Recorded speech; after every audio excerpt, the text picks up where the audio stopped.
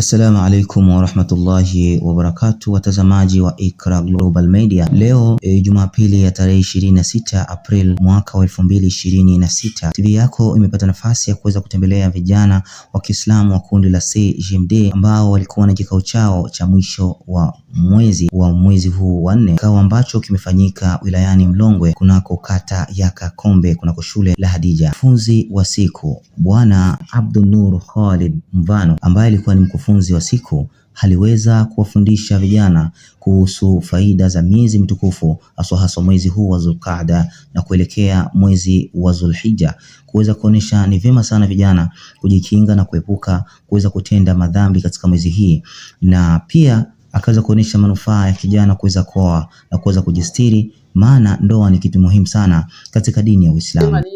Enyi wa vijana, manistatwa minkumul baa, yule ambaye ataipata miongoni mwenu uwezo, fali yatazawaj, awezi kuua. Kwa nini?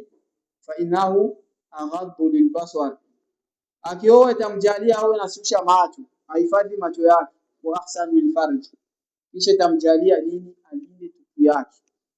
Kwa tutaenda kusherehesha hili jambo. Lakini licha ya hivyo, vijana nao walipata nafasi ya kuweza kuonesha difficulty na kuuliza maswali, baadhi kuonesha kwamba wazazi wanaleta ugumu fulani katika nafasi ya vijana kuweza kufanya ndoa na kuweza kuwa halali na wake zao.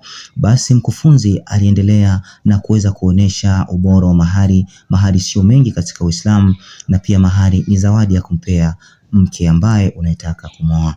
Pia katika kikao cha sikia leo tarehe 26 za mwezi wa April, alikuwa mgeni rasmi ambaye ni kiongozi wa vijana wote mjini Uvira na tarafani, Bwana Isa Mwaka, ambaye alikuwa kuhudhuria hapo na kuweza kuonesha na kufurahia kitendo ambacho Waislamu vijana wa CJMD waliweza kukifanya, na kuweza kuwafikishia ujumbe ya kwamba lazima vijana wa Kiislamu waweze kuwa pamoja kwa ajili ya kuweza kupeleka malalamiko yao kwa wakuu viongozi ambao inatarajiwa hapo punde wataweza kuja kutembelewa, ambaye na meya makamu wa mji Bwana Kapenda Kifara Kiki kuweza kuja kuwatembelea baada ya sikukuu ya Eidul Adha kuweza kufikia. Basi ndugu mpenzi mtazamaji wa Iqra Global Media, nimeripoti ni kwa Kasenga, ni Abubakar Kashindi Kamwanya. Asante.